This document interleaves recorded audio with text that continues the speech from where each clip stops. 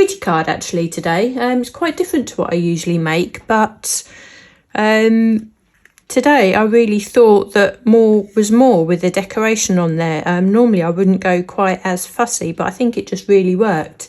But as you saw on Facebook, I think my ultimate aim today was just to introduce you or reintroduce to you and remind you of the modern florals, these cute little A6 stencils that Lisa brought out as part of her larger set with dies and design papers and printed sentiments, printed embellishments. I'm using a square card for this, which is, let me show you, it is just short of a 6-inch square card. And obviously this is an A6 stencil and an A6 embossing folder, so you absolutely can make this shape of stencil work on a card and a project which is larger or a different shape to how this is designed. So that was another reason why I wanted to use this project for you today. So I've cut myself the piece of card that is going to go on the back here. This is what we're stenciling onto.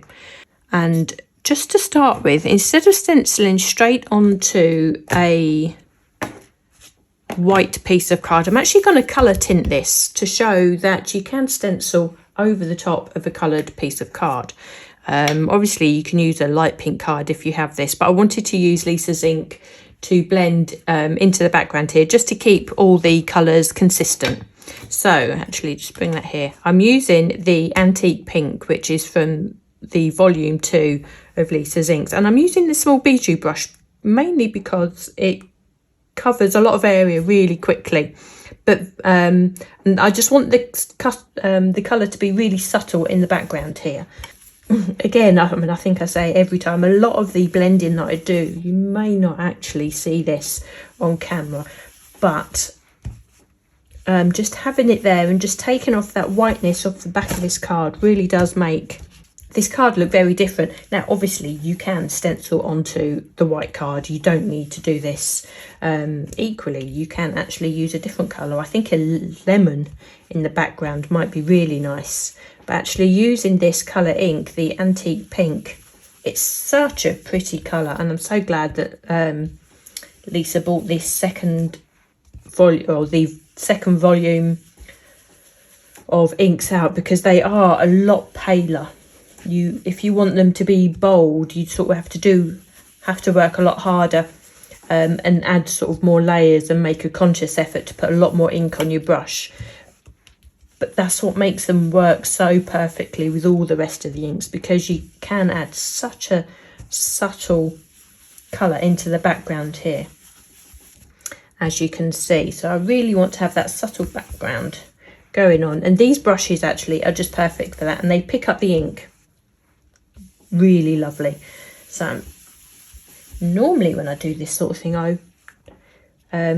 I keep like a halo of colour in the centre, but this time I'm actually going to cover the whole of this piece of card, and it doesn't take long. And hopefully, actually I might bring in just a piece of white card for you in a second, just to show you the difference. So let me just reach over. If I can put that against there, you can actually see that there is a difference. You've got the bright white and you've got the pink in the background, and that really does make a difference, that pink. So we put our blending brush aside for a second. Now we can bring in our Ultimate tool. Whether you have the original one or the second one, it doesn't matter, because all we are using is the peg system as we are stenciling. So because this takes up a little less space, because I don't have the flip lid, that's the reason why I'm using the Ultimate 2. I can bring in my stencils. Now I haven't washed these from when I used them earlier on, mainly because it will remind me of the colours that I use on each of the layers. But you can see that they're such a cute little stencil. It's an A6 stencil, but there is so much detail on these, and it's really nice to actually create a whole background as opposed to have a central focal floral piece. So I'm going to place that first stencil on my pegs, and I'm just going to line up. Now, fortunately, because of the size of the card that I've used, the height of these stencils, or the width as they are sitting here, is exactly the same width as the cardstock that I'm using, so it makes it so easy to line up. Now, there is an area here, obviously, that isn't going to be stenciled. If you don't mind having a line going down the side, you can see just a little bit here of what I mean, where the blending brushes sort of came over a little bit. You don't need to worry too much, but I do have a piece of separate card that I can just pop there, and what that will do means that I can actually blend off the stencil onto the cardstock, and it won't it will leave this sort of margin free of any stenciling, which I think is a nice touch, because that's where you can add your sentiment for the card. So the colours that I'm using today will be a mixture of rhubarb jam, coral beach, sweet violet, and there will be a little bit of the antique pink in there also. So I'll bring in my blending brushes. Now, I think what I might do, I think I've mentioned these in the past. This is how I actually store my blending brushes. I've treated myself sort of as the weeks have gone on, and as Lisa's brought them back into stock, I've treated myself to quite a few sets of the small stencil brushes and the larger brushes. So I do have a set for each of the colours. And now I've got these plastic pen pots, which basically look like this. And they're meant to stand sort of tall, as it were. But the nature of them, it means that they can actually be sort of sat along their length. And I stack my brushes in those in colour groups, and just in the side I've just cut myself a little piece of card, blended a little bit of ink along the side, and just added the name of the ink there. So not only does that give me a reference of what the ink colour looks like on white card, obviously it's a good quick reference point, and that's just I find a nice easy quick way for me to keep all my coloured brushes separate. So this first layer, I'm going to be using the rhubarb jam. Now, this looks really dark on the lid here, and I think if you actually put a lot of concentrated ink, it would actually stay really dark on the paper. But I've actually used this, and it's turned out such a, I don't know, it is like a jam colour. I mean, I would perhaps say a raspberry colour, but that deep red of the rhubarb, it's just a yummy colour. It's gorgeous, but you can use it really subtly, which is how I'm using it here. It's my favourite way to use ink and colour, really. So I'm making sure I have my piece of card here to buffer onto. I'm just laying on a delicate layer, I suppose, because I'm conscious this is the first layer that I'm putting down, and I will need to add layer extra colour on top of this. So I don't want to go too dark at this stage, but as I say, I like subtle colour, and this is such a pretty pink, and I'm not usually a pink person actually, but I really embraced it today. And you can see that sits really well on top of the pink background that I've already laid down, so that really shouldn't hinder any of the colour that you put down. So next I'm going to come in with the Coral Beach. It's a gorgeous peachy colour. And again, I'm using a brush for this, just so as I can lay down a lot of colour really quite quickly. And again, this is such a pale colour that I wondered if this would actually show up, but it looks so pretty with the rest of the colours I was using that I needn't have worried at all. So I'll make sure. So you can see there, that's actually a really pretty combination, isn't it, those two together? So now I'm coming in with the Sweet Violet. And don't you think it's really nice to see different colour combinations being used? It's I know we always say sort of sit down and play. It is only a piece of card and try different colour combinations. But, you know, sometimes it's not always as easy as that. If you're having a day where you're a little bit indecisive, and this is me talking from experience, you think, oh, I really don't know what does work. And some days I choose colours and I think, oh no, that really shouldn't go together. But this, I really like this combination. And I think what softens it actually is having that pink in the background. I don't know how well it would work against the stark white. I think maybe you might need to go a bit bolder with the colours. I don't know, but to me it was, you know, quite a vintagey, sort of really pretty, like a tea dress sort of look. This sort of pattern you'd see on a really pretty summery tea dress, isn't it? So we have our lilac going on there. Again, this, I've only put this on lightly, so it's really pretty colours, not as bold. So now we start coming into the detail, which really makes this come alive. Now what you could do actually, you could actually leave that as is. This could be a really pretty background for the front of a card, and then if you really wanted to have a coordinated look, you could then stencil another piece and add on all the additional details, which will then be the focal point if you die cut into it. So maybe that's an idea you could try as well. Right, so we're coming into the centres of the flowers, and I think what I'm going to use is the rhubarb jam again. I'm using my brush again because say I can put down the ink really quite quick.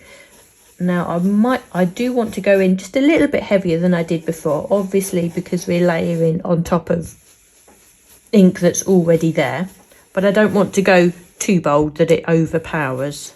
Lay this up. I've still got my piece of card there, which is just buffering any ink that may come over the edge there. Right, I'm just going to have a little look, just make sure I've put enough down. Yeah, you see now that's, to me, that's perfect. And even the pink over the orange looks really pretty, doesn't it?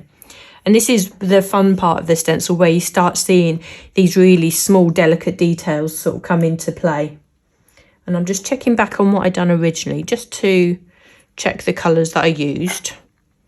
So now we can go back with our sweet violet. Now what you could do, if you really wanted to pick out different details and perhaps add even more colour, you could come in with your stencil brushes. The pattern is small enough for you to pick out in these individual polka dots or these individual details with your stencil brush, and perhaps have different colours as you go along.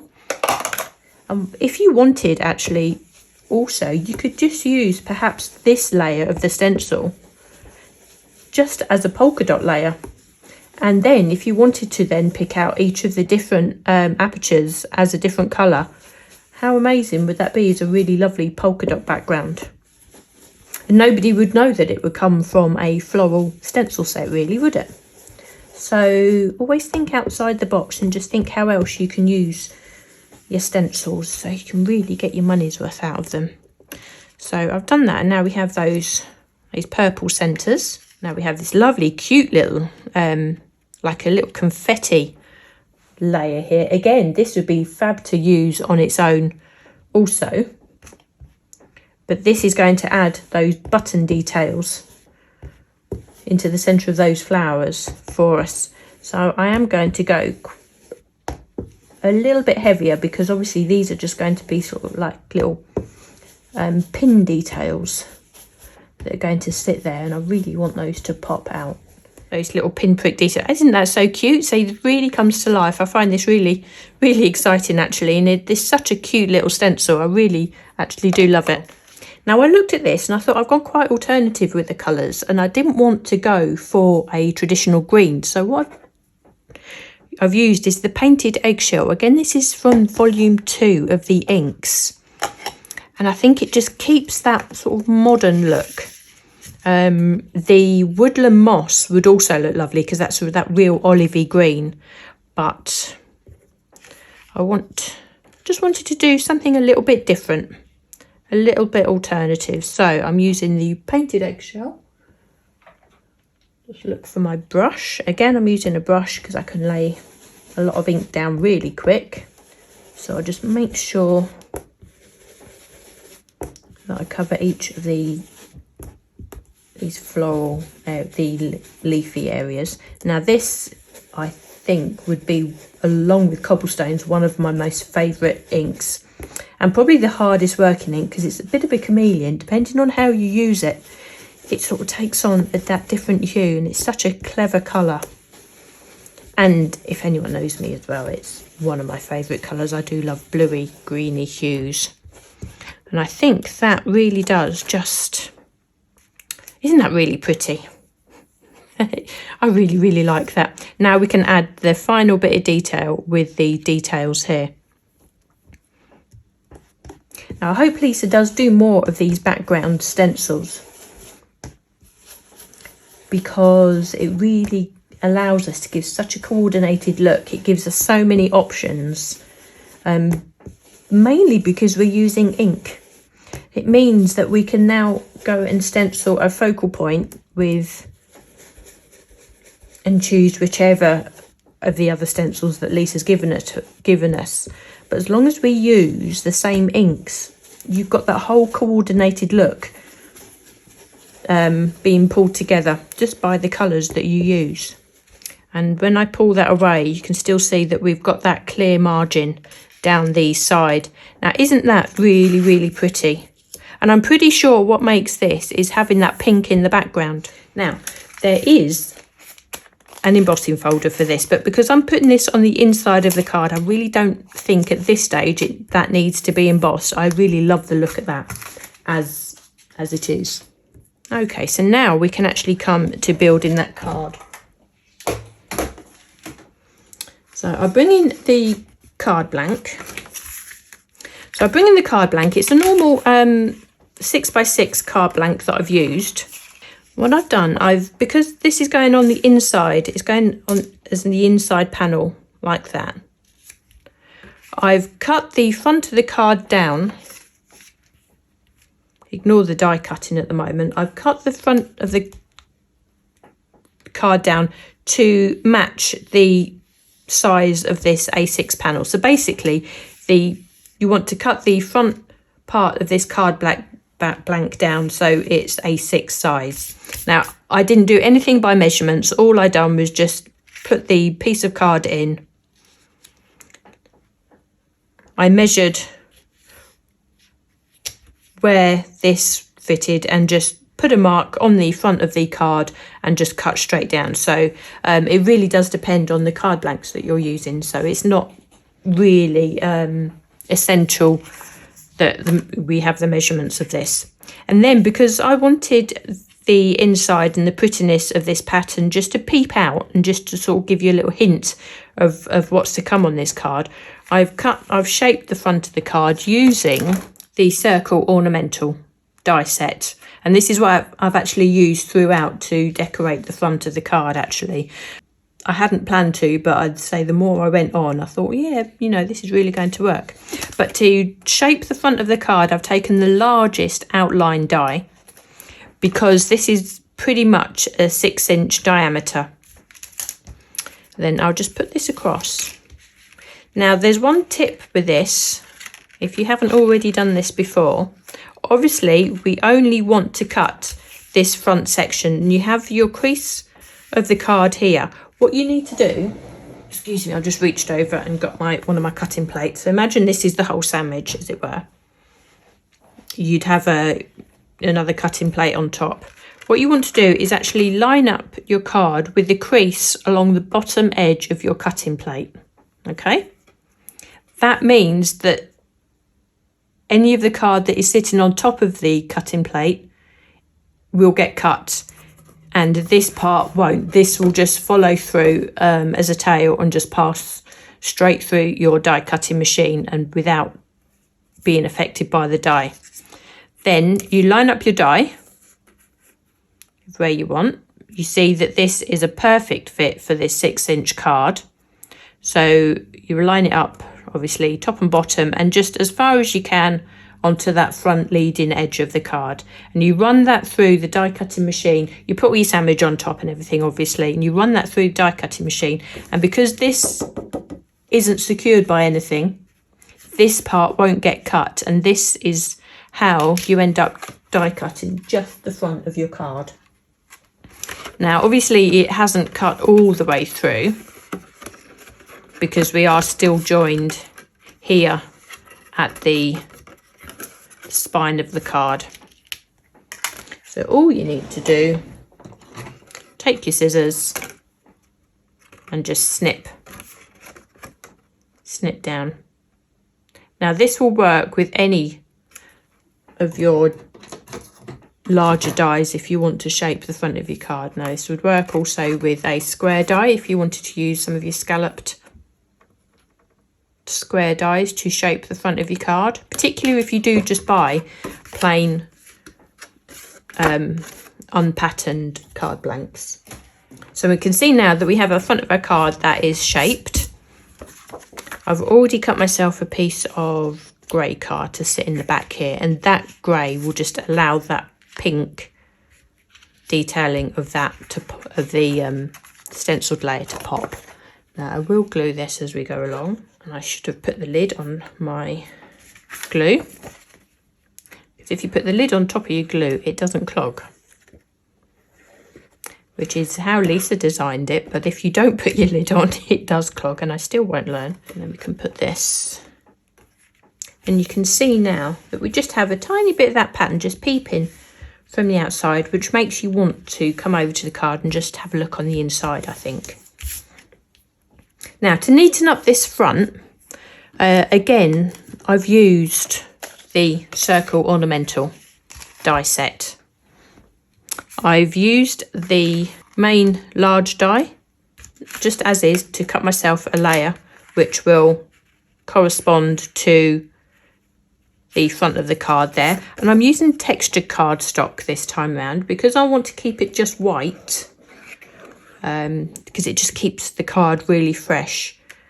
But by using that textured cardstock it gives that interest but not adding the colour, which is just perfect. And of course this is Lisa's textured cardstock, so it's lovely quality. Now we do overlap, so you can either get yourself a trimmer or a pair of scissors and just trim that. And I do this from the reverse of the card and just trim along the spine so we have a nice neat edge there. Where are we? Let's bring this card in. Now this central rosette is the central section of this set also. I've just picked out the dies. It's 1, 2, 3, 4, 5, 6. So I've just pulled out those dies and I've just attached them with a piece of masking tape just to keep them all together, because again using the textured cardstock I've cut out all these layers and I'm just going to attach them all to the central piece of card which I've cut from this layer there.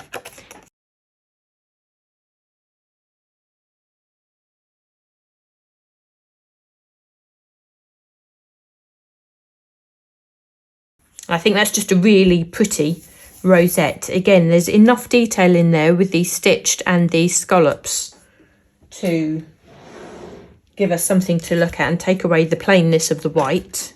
And I know that white on white cards are so elegant. And I think what I was going to do initially with this card, I was going to leave this plain. So I don't know about what you think of that. I'll make this one plain without this die cut. This also is die cut from this set, and it's the outer 3 dies that gives us the rosette with the aperture in the middle. So I've die cut that, so it's almost like a doily. And if you want to, then you can attach that, because that matches up to that layer on the front like so. I think it works both ways. I think on this one I'll leave it off and I'll just show you how each of the card looks. I'm just going to bring it in for reference at the moment, because what I want to do is add this rosette that we've just made, and I'm just going to use this just as placement, so it would be as central as it needs to be. Unfortunately, that means it just stays onto the card. and it means that it is actually central to that circle there. So that's a really nice tip. I finished off that embellishment with some of these enamel dots. Now you may have these in your stash. If not, then you can either leave it plain, but I thought the colour just matched perfectly and it was just simple. I just wanted something simple on the inside there, but any of the flat back jewels that you may have would be perfect. Now, you would have seen from Facebook that I also mentioned I was going to use these layering stencils, the flower blooms, before I came to where I stenciled these a couple of times. Now, the first time I'd done them, I used the stencil the wrong way around. So although the blooms look lovely and gorgeous, I couldn't die cut them. So I don't have the amount of colours that I want of flowers that I wanted to put onto the front here.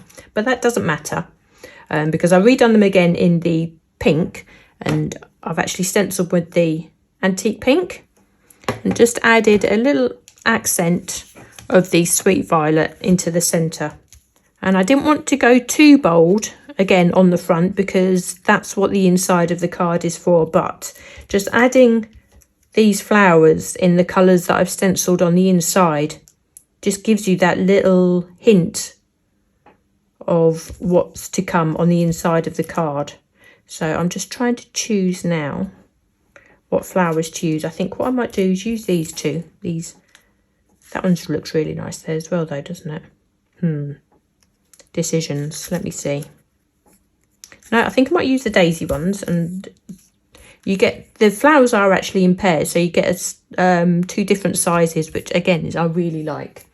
You can see this one here. I've got quite a lot of the sweet violet colour in the centre, so I think I might actually add a little bit more to the centre of this one. And I think that is enough of a contrast against the white and the pink on the front just to add that interest without having to add extra colours of flowers. I don't know what you think. I think actually that may need to have the die cut on the front, don't you think? I think that really does work. So normally it would definitely, for me, be less is more. But I think in this instance, it really does work. But I'll put that on later on. I'm going to add these flowers on now. I'm only going to add a little bit of glue because I've already 3D'd the element in the centre there.